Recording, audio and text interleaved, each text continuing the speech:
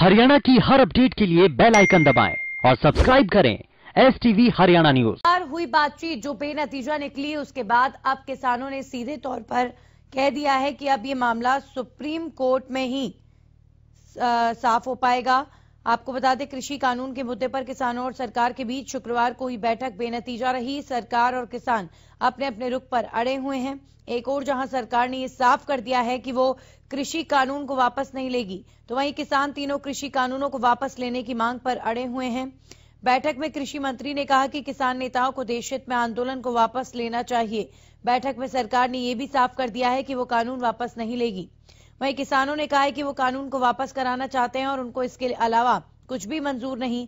वहीं सूत्रों की माने तो सरकार ने किसानों से कहा है कि अब फैसला सुप्रीम कोर्ट करे तो बेहतर है। कृषि मंत्री ने कहा कि हम लोकतांत्रिक देश के नागरिक हैं। हमारे लोकतंत्र में राज्यसभा और लोकसभा से कोई कानून पास होता है तो उसका विश्लेषण करने का अधिकार सुप्रीम कोर्ट का होता है। सुप्रीम कोर्ट में भी इस मुद्दे को लेकर सुनवाई हो रही है। अब सरकार और किसान नेताओं के बीच 15 जनवरी को अगले दौर की बैठक होगी।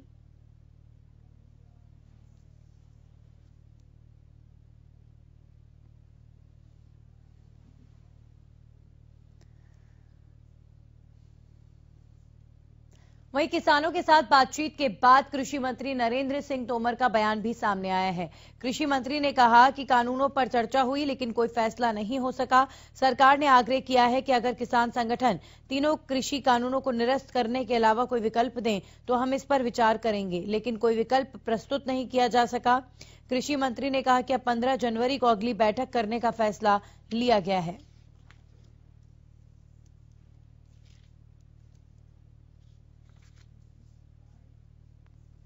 वार्ता में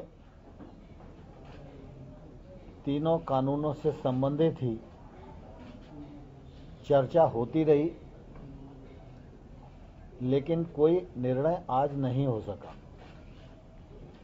सरकार का लगातार यह आग्रह रहा कि रिपील के अतिरिक्त कोई और विकल्प अगर यूनियन दे तो सरकार उस पर विचार करेगी, लेकिन बहुत देर तक चर्चा के बाद भी कोई विकल्प आज प्रस्तुत नहीं किए जा सके और इसलिए आज चर्चा का दौर यहीं स्थगित हुआ और यूनियन और सरकार दोनों ने मिलकर ये तय किया है कि 15 जनवरी को पुनः दोपहर 12 बजे वार्ता के लिए इकट्ठा होंगे।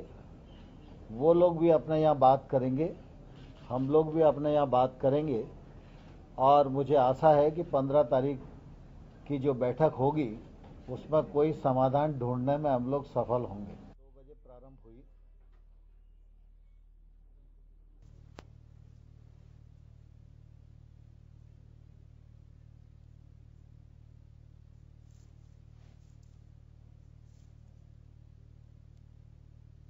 वहीं सरकार के साथ बातचीत के बाद तमाम किसान नेताओं के अलग अलग रिएक्शंस भी आ रहे हैं। आपको बता दें, किसान नेता हना मुल्ला ने कहा है कि हम कानून वापसी के अलावा कुछ और नहीं चाहते, हम कोर्ट नहीं जाएंगे, कानून वापस होने तक हमारी लड़ाई जारी रहेगी। वहीं किसान नेता राकेश टिकैत ने कहा कि जब तक तीनों कृषि कानून वापस नहीं होते तब तक हमारा आंदोलन जारी रहेगा। हम 15 जनवरी को बैठक के लिए फिर आएंगे। ये नाम दोबारा बोलने का कोशिश किया, हम उसको नकार दिया। ये बात हम नहीं सुनेंगे, बहुत सुन लिया। निपिल को बोला तब ठीक है, तो हम लोग एक कोर्ट में चलो। कोर्ट में क्यों जगह? सरकार के साथ हमारा किसान का सीधा सवाल है, सरकार के साथ कोर्ट में हम नहीं जाएंगे। हम किसी कोर्ट का सवाल नहीं है। नहीं, कोर्ट बोला है कानूनी है क्या गैर के नाम में आपको कानूनी अधिकार हम चैलेंज नहीं कर रहे हैं, हम कानून को चैलेंज कर रहे हैं। कानून किसान विरोधी है, इसलिए हमारा कोर्ट के जाने का कोई सवाल नहीं है। सीधा होगा तो होगा, नहीं तो हम लड़ेंगे, मरेंगे। इसके अलावा कोई बात हमारे सामने नहीं है। तो तमाम बॉर्डर्स से क्या क्या रिएक्शन आए कल की बातचीत के बाद, ये जानेंगे। तमाम हमारे सहयोगी जुड़ने वाले हैं हमारे साथ। अभी फिलहाल जुड़े हैं मनोज कौशिक ढासा बॉर्डर से। मनोज, अगर बात करें कल की बातचीत की, तो कल की बातचीत के बाद जो एक बार फिर से बेनतीजा रही, कल की बातचीत के बाद क्या रिएक्शन ढासा बॉर्डर के किसानों की तरफ से मिला?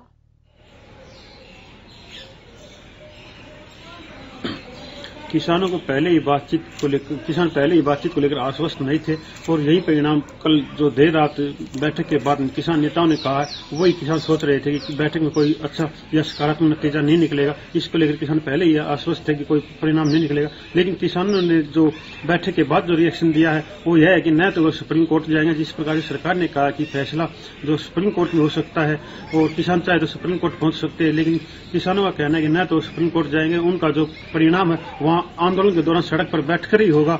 और इस ऐसे में सरकार को चाहिए कि सरकार यहीं पे फैसला ले, क्योंकि कानून जो सरकार ने बनाया है और सरकार इसे निरस्त करे तो ज्यादा बेहतर रहेगा।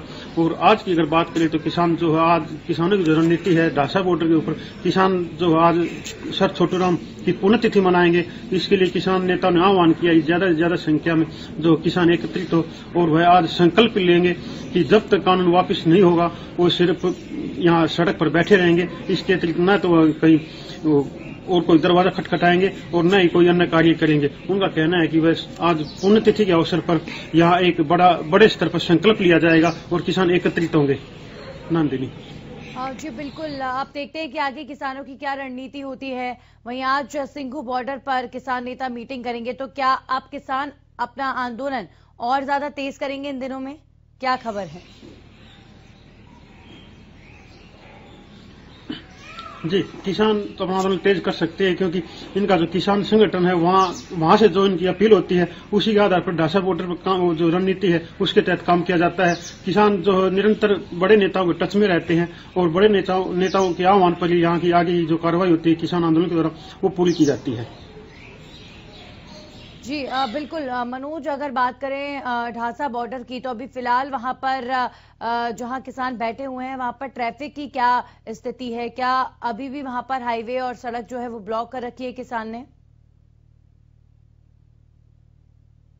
किया हुआ है यहाँ जो आज 40 दिन हो गए हैं जो सड़क ब्लॉक है, क्योंकि जो संगठन के नीति सिंधु बॉर्डर और टीकरी ब्लॉक है, क्योंकि जो संगठन के नीति सिंधु बॉर्डर और टीकरी बॉर्डर था वहां यहाँ से 5 या 7 दिन पहले जो सील किया गया था, उसके 5 या 7 दिन बाद यहाँ ढासा बॉर्डर को सील किया गया था।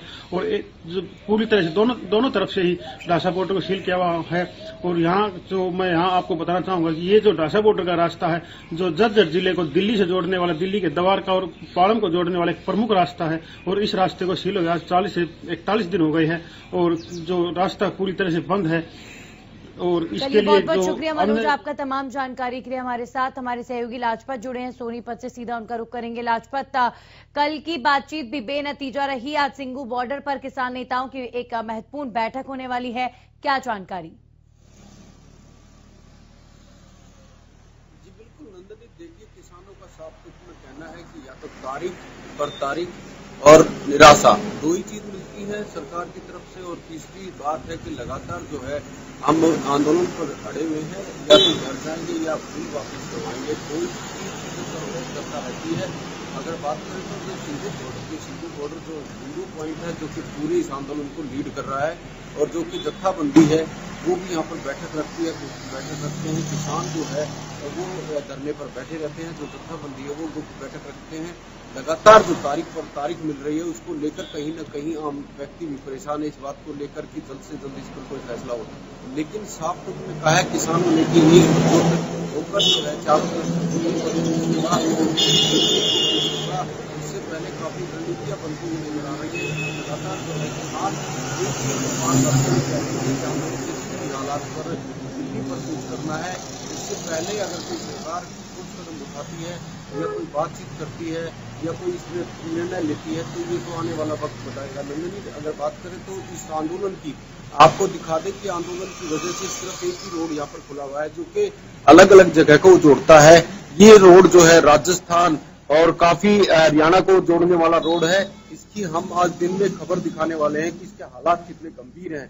यहाँ पर अगर बात करें तो जिला सोनीपत का एक मुख्य रोड यही बचा है जिस पर ट्रैफिक आम व्यक्ति चलता है और इसके हालात इतने ज्यादा गंभीर हैं कि इस पर चलने की वजह भी काफी दिक्कत होती है, क्योंकि ये शहीद के नाम से भी है। जटेली गांव में जो शहीद हुए थे उनके नाम से है, लेकिन इस रोड पर चलना काफी बड़ी आफत है। लगातार बात करें तो नंदनी इस रोड की, तो इस रोड पर जो है पानी भरा रहता है जो कि लाखों करोड़ों की लागत से बनने की वजह, लेकिन ठेकेदार भी बड़े लापरवाह हैं इस पर, क्योंकि जो है गड्ढे काफी बड़े बड़े हो गए हैं। धरना धरना स्थल के साथ से गुजरने वाले रोड के हालात काफी गंभीर है। मार्केट भी है इस रोड। बिल्कुल लाजपत, कहीं ना कहीं सड़कों के हालात भी खराब हैं और दूसरी तरफ डाइवर्टेड रूट्स की वजह से भी लोग परेशान हैं। बहुत बहुत शुक्रिया आपका तमाम जानकारी के लिए। तो अब खबरों में आगे बढ़ेंगे और बात करेंगे। पशुपालन मंत्री जेपी दलाल ने पुष्टि कर दी है बर्ड फ्लू को लेकर इस वक्त प्रदेश में स्थिति तनावपूर्ण है, क्योंकि जिस तरीके से पंचकुला में 4.5 लाख मुर्गियों की मौत हुई एक साथ, अब कहीं ना कहीं पुष्टि की गई है कि प्रदेश में बर्ड फ्लू का प्रकोप जो है वो बढ़ता ही जा रहा है। देखिए रिपोर्ट।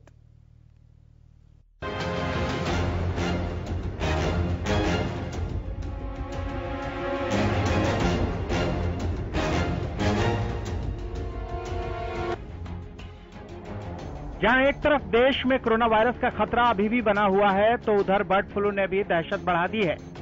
इस बीच बिहार, हरियाणा, पंजाब, ओडिशा और यूपी से पक्षियों की मौत के मामले सामने आए हैं। इसे देखते हुए केंद्र और राज्य सरकारें भी अलर्ट की स्थिति में है। कई जगह पोल्ट्री कारोबार पर रोक लगा दी गई है। केंद्र सरकार ने राज्यों से संपर्क के लिए दिल्ली में एक कंट्रोल रूम भी बनाया है। जिन 4 राज्यों में बर्ड फ्लू के मामले सामने आए थे, उनमें केरल सबसे बुरी तरह प्रभावित है। हिमाचल प्रदेश, राजस्थान और मध्य प्रदेश भी बर्ड फ्लू से ज्यादा प्रभावित होने वाले राज्य हैं। बिहार और यूपी के कुछ इलाकों में भी पक्षियों की मौत होने की खबर है। उनके सैंपल ये पता लगाने के लिए भेजे गए हैं कि क्या वे H5N8 वायरस से मरे हैं। उधर हरियाणा में भी बर्ड फ्लू की एंट्री की पुष्टि हुई है। खुद पशुपालन मंत्री जेपी दलाल ने प्रेस कॉन्फ्रेंस कर मुर्गियों में फ्लू के पाए जाने की जानकारी दी। पशुपालन मंत्री ने बताया कि भोपाल लेबोरेटरी ने बर्ड फ्लू की पुष्टि कर दी है। भेजा हमने Siddharth poultry farm, village Khedi, block Raipur, Rani, Panchkula. इसमें हमने 5 सैंपल भेजे, 5 मुर्गी भेजी। ये जो है पॉजिटिव मिले H5N8 का। सबसे घातक होता है H5N1। ये उसी श्रृंखला में H5N8 है। इन्फ्लुएंजा का वायरस है। और एक तीसरा था nature poultry farm Dandlawar, nature poultry farm Dandlawar, Panchkula में है। हाँ, DANDLAWAR डांडलावर, विलेज गनौली। तो ये पॉजिटिव 2 मुर्गी फार्म के सैंपल पॉजिटिव आए हैं। जेपी दलाल ने प्रेस वार्ता में बताया कि धीरे धीरे अब मुर्गियों की मौत कम हो रही है और ये बीमारी इतनी घातक नहीं है। इसमें H1N8 ज्यादा घातक नहीं होता, जबकि H5N1 ज्यादा घातक होता है। पशुपालन विभाग ने कई मुर्गियों को नोटिफाई कर लिया है। हालांकि ये जो मेरे साथी है अधिकारी, ये जो आम घातक होता है बर्ड फ्लू, वो H5N1 होता है। ये H5N8 है, ये कम घातक है। तो हाँ, अब जो प्रोटोकॉल है हमारा, भारत सरकार की गाइडलाइन है, ऐसी स्थिति में जो काम करना पड़ता है कि जहां सैंपल लिया उसके 1 किलोमीटर के अंदर जितने भी बर्ड्स होंगे, सबको हमारा विभाग के जो एक्सपर्ट हैं, डॉक्टर हैं, उनको कलिंग करेंगे। उनको कहीं पूरी सुरक्षा में उनको मार के कहीं जला के या दबा देना, जो गाइडलाइन है, प्रोटोकॉल है हमारा, वो 1 किलोमीटर में। और 1 किलोमीटर से 10 किलोमीटर तक जितने भी हैं उनकी सर्विलेंस रखेंगे। ये भारत सरकार की गाइडलाइन है। उधर इंतजामों को लेकर भी हरियाणा सरकार पूरी तरह से मुस्तैद है। कैबिनेट मंत्री ने बताया कि बर्ड फ्लू की रोकथाम को देखते हुए 5 फर्मों में से 1,66,000 मुर्गियां मारी जाएंगी और सभी कर्मचारियों का चेकअप हेल्थ विभाग करेगा। इसके लिए 40 से 50 वेटनरी डॉक्टरों की टीम भी बना दी गई है। दलाल ने कहा कि एक मुर्गी का 90 रुपए मुआवजा दिया जाएगा। कुल करीब 1,66,000 मुर्गियों को मारकर डिस्पोज किया जाएगा। सरकार ने नोटिफाई कर दिया है कि इस पोल्ट्री फार्म के 1 किलोमीटर के अंदर जितने भी बर्ड्स ये पालतू मुर्गे हैं, इनको सबको कलिंग किया जाएगा। इस दायरे में हमारे पास से आए अंदाजा कोई 1.5 लाख से ऊपर, 1,66,128। एक इसमें फार्म आए 5, एक रायपुर रानी वाले सैंपल के पास फार्म है, उसमें तो आगे 4, और ये गनौली वाला है, उसमें नेचर फार्म है, इसमें एक अकेले में 16 है, एक उसमें टोटल 5। हाँ, 5 फार्म के तमाम मुर्गियां हमारा विभाग के अधिकारी, नोटिफिकेशन हमने कर दिया है, जाके उनको जो गाइडलाइंस है भारत सरकार की, उसके हिसाब से उनको खत्म करके वो दिया जाएगा।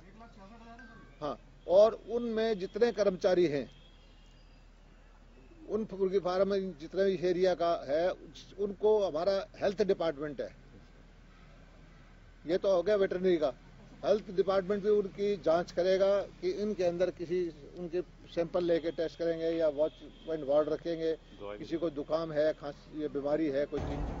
आइए ग्राफिक्स के जरिए बताते हैं पशुपालन मंत्रालय के अहम फैसले। बर्ड फ्लू से निपटने के लिए हरियाणा का प्लान, एक्शन में पशुपालन मंत्रालय।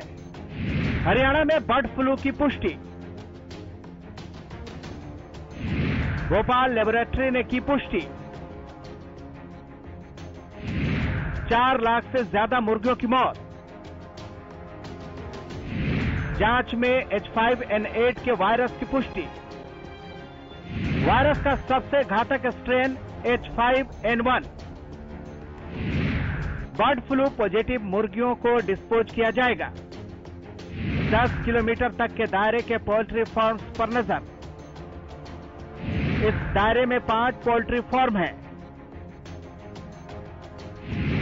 इनमें 1,66,000 मुर्गियों को दफनाया जाएगा। पोल्ट्री फार्म कर्मचारियों को एंटीडोट दी जाएगी। धीरे धीरे पोल्ट्री फार्म में मुर्गियों की मौत की दर घटी। इलाके में स्वास्थ्य विभाग की टीम तैनात।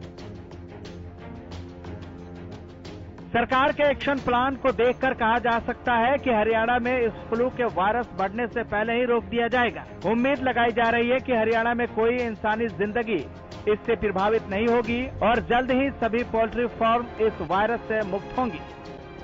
Bureau report, Haryana news.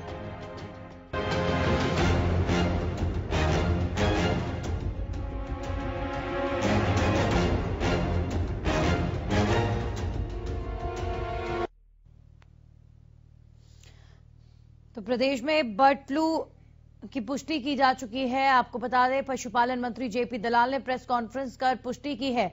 Bhopal की लैब में टेस्टिंग के लिए भेजा गया था। जिस तरीके से पंचकुला में लाखों मुर्गियों की मौत हुई, पंचकुला में लाखों मुर्गियों की मौत के बाद पॉजिटिव मुर्गियों को डिस्पोज किया जाएगा। पॉजिटिव दायरे के पोल्ट्री फार्म्स पर भी लगातार सरकार नजर बनाए हुए है। वहीं फार्म कर्मचारियों को एंटीडोट दी जाएगी। बर्ड फ्लू की पुष्टि प्रदेश में हो चुकी है। इस खबर पर हमारे साथ हमारे सहयोगी रवि कालीरमन जुड़ चुके हैं। रवि, पशुपालन मंत्री ने साफ कर दिया है कि कहीं ना कहीं बर्ड फ्लू का प्रकोप जो है वो प्रदेश में है, तो ऐसे में अब पुष्टि होने के बाद क्या एहतियात बरती जा रही है? देखिए, इसमें खास तौर पर जो फार्म है, जो 3 फार्म, पंचकुला के 3 जो फार्म आए हैं जिनमें सैंपल लिया गया था। सबसे पहले ये सैंपल जालंधर भेजा गया था, जहां की लैब ने कुछ भी बताने के लिए मना कर दिया। उसके बाद ये सैंपल भोपाल भेजा गया, वहां से रिपोर्ट आई। इसमें जो रिपोर्ट आई, इसमें H5N8 नामक जो फ्लू है वो पाया गया है। उसके बाद जितने भी पोल्ट्री फार्म्स थे वहां आसपास के, उसके 1 किलोमीटर के रेडियस में जितने भी चिक्स हैं, जितने भी बर्ड्स हैं, उनको सबको आज डिस्पोज ऑफ किया जाएगा। जी बिल्कुल। इसके अलावा अगर बात करें पूरे हरियाणा को लेकर, जब प्रेस कॉन्फ्रेंस कर रहे थे पशुपालन मंत्री, तो उन्होंने पूरे प्रदेश को लेकर क्या कदम उठाए जाएंगे बर्ड फ्लू के प्रकोप को रोकने के लिए, क्या कहा उन्होंने, क्या प्लानिंग सरकार की? इसमें सबसे पहला तो ये है कि जितने भी फार्म्स हैं, जितने भी पोल्ट्री फार्म्स हैं, उसके आसपास के रेडियस के 1 किलोमीटर के दायरे में जितने भी बर्ड्स हैं उनको डिस्पोज ऑफ किया जाएगा। उसके साथ साथ 4 से 5 किलोमीटर का जो दायरा है उसमें जितने भी जो लोग रहते हैं उन पे स्वास्थ्य विभाग अपनी निगरानी रखेगा, उनकी जांच करेगा, सैंपलिंग करेगा और उसके बाद उनको जो वैक्सीन है, जो दवाई है बर्ड फ्लू के लिए वो दी जाएगी। जी, बहुत बहुत शुक्रिया आपका हमारे साथ जुड़ने के लिए। हमारे साथ फतेहाबाद से हमारे सहयोगी सतबीर लांबोरिया जुड़े हैं, सीधा उनका रुख करेंगे। सतबीर, देखिए प्रदेश भर में इस समय बर्ड फ्लू की पुष्टि हो चुकी है और फतेहाबाद में भी बर्ड फ्लू से जुड़े हुए कुछ मामले आए थे सामने, तो ऐसे में फतेहाबाद प्रशासन द्वारा क्या एहतियात बरती जा रही है? देखिए नंदिनी, बर्ड फ्लू की अगर बात करें तो 1,66,000 जो मुर्गियां खासतौर से चिन्हित की गई हैं और जिनके सैंपल खासतौर से जालंधर पंजाब में भेजे गए हैं और भोपाल मध्य प्रदेश में भेजे गए हैं।